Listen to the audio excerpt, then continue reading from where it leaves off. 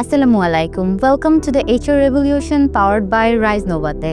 আজ আমরা যাচ্ছি আমাদের অনারেবল ক্লায়েন্ট RH ডেন্টাল ক্লিনিকে, যেখানে প্রতিটি মিনিট এবং প্রতিটি স্কেডিউল পেশেন্টকে কেয়ারের সাথে দেখা হয়।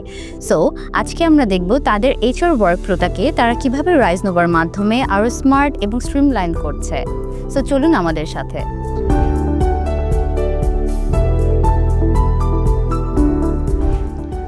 আজ আমরা এসেছি RH dental care and implant সেন্টারে, যেখানে প্রতিনিয়তই চলে patient flow, doctor shifting and many more things. So চলুন দেখা করা যাক আমাদের মেহেদি স্যারের সাথে।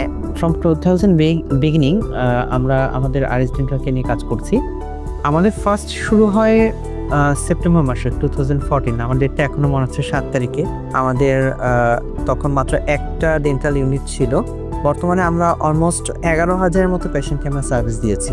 2014-তে আমরা একটা ইউনিট দিয়ে শুরু করেছি, পর্যায়ক্রমে বাড়তে বাড়তে এখন আমাদের ডেন্টাল ইউনিট হলো টোটাল 8টা। বাংলাদেশের প্রেক্ষাপটে একটা ডেন্টাল ক্লিনিকে যত রকম ফ্যাসিলিটিস থাকা উচিত, আল্লাহর রহমতে কোনো কিছু আমাদের এখানে কম নাই। নতুন অফিসে আসলাম, আমাদের ওটি ফ্যাসিলিটিস বাড়লো, অফিস স্টাফ বাড়লো, সব মিলে আমাদের এখন কিন্তু 27 জন ডক্টর, স্টাফ, অ্যাডমিন অফিস, আমি এখানে আমরা কন্টিনিউয়াসলি কাজ করে যাচ্ছি। আর এখানেই কিন্তু আসলে সত্যিকার চ্যালেঞ্জটা চলে আসছিল। আমাদের সবচেয়ে বড় চ্যালেঞ্জটা হয়ে যায় মাস শেষে স্যালারি কাউন্টিং এবং অ্যাবসেন্ট, প্রেজেন্ট, লেট কাউন্ট। এগুলো কিন্তু খুবই গুরুত্বপূর্ণ একটা রোল প্লে করে, যে কোনো ছোট হোক আর বড় হোক, যে কোনো অফিসের জন্য। ইন দ্য মিন টাইম ফেসবুকে আপনাদের একটা লিঙ্ক আমরা পেলাম, অ্যাডভার্টাইজমেন্ট। রাইজ নোভা নিজে থেকে যদি আমাদের সাথে আমাদের হাত না এসে ধরতো, আমাদের অ্যাডমিনিস্ট্রেশন সিস্টেমটা কিন্তু এক্ষেত্রে একটু ভেঙেই পড়তো, কারণ এতজন মানুষের কাজকর্মগুলো ম্যানুয়ালি করা কিন্তু কঠিন। আপনাদের একদম স্টাফ পেজ থেকে শুরু করে ডক্টর পিপল যারা আছে সবাই কিন্তু আছে, তাদের ডিউটি রোস্টার্সটা আপনি কিভাবে মেনটেন করছেন? আমাদের অফিস ক্লোজিং টাইম 10 PM।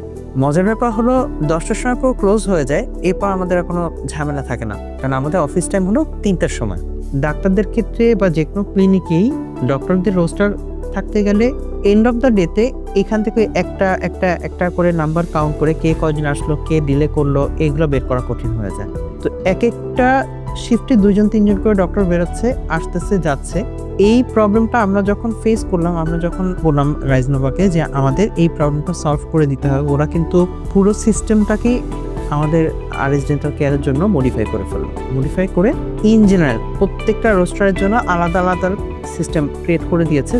রোস্টারের কারণে টাইম ডিলে যেটা দেখাতো, বা একজন স্টাফ বা ডক্টরের বা এমপ্লয়ির যে স্যালারি কেটে যাওয়ার যে ডিস্টার্বটা হচ্ছিল, এটা কিন্তু খুব ইজিলি সলভ হয়ে গেল। Thank you so much sir for your compliment. And Rise নোভার সাথে আপনার আসলে একটা কমিটমেন্টে আসার পরে সবচেয়ে বেশি নোটিসেবল চেঞ্জটা আপনার কোনটা মনে হয়েছে? কেউ আসছে বিকালবেলা বা অফিস টাইম অনুসারে, তার ঢোকার কথা ছিল 3টার সময়, তো আসতেছে 3:30টায়, কিন্তু যখন সিগনেচার করতে হবে তখন সে এটা লিখে রাখতেছে যে আমি তো 3টায় আসছিলাম, বাট সে কিন্তু 3টার সময় ঢুকছে। আমি কাগজে কলমে চোখেও দেখতেছি যে ঢুকছে, কিন্তু যখন এন্ড অফ দ্য ডেতে আমি যে জিজ্ঞেস করছি সময় তো আসছি না, দিছে আমি আসছি তো 3টার সময়, না আমি তো তোমাকে 3:30টার সময় ঢুকতে দেখছি, না স্যার আমি 3টার সময় আসছি। তো এইটা কিন্তু ম্যানেজ করা খুব কঠিন হতো, কারণ আমার তো কাগজের সিগনেচার, ও তো সিগনেচারটা করে ফেলছে। আমি ব্যস্ততার কারণে তখন জিজ্ঞেসও করতে পারি নাই যে এরকম কেন টাইমিংয়ে ইস্যুস হলো। এখন কিন্তু টাইম ম্যানেজমেন্টটা একদম স্পেসিফিক হয়ে গেছে। সবাই 3টার সময় অফিস শুরু, আমরা 3টাতেই সবাইকে পাচ্ছি। যেটা আমাদের 2-3 দিন লাগতো, এখন সেটা একটা ক্লিক করলেই পুরো ডাটা সুন্দর করে চলে আসতেছে। আমাকে খালি একবার নজর দিয়ে চেক করতে হচ্ছে যে সব ডাটাগুলো ঠিক আছে কিনা, অথবা আমার কোনো এমপ্লয়ি যদি ভুলে গেছে যে আজকে পাঞ্চ করতে পারেনি বা ফেস দিতে পারেনি, অ্যাটেন্ডেন্স দিতে পারেনি, জাস্ট ওইটুকু আমি একটু চেক করে নিচ্ছি যে হ্যাঁ সব ঠিক আছে, তো তাহলে দেখো।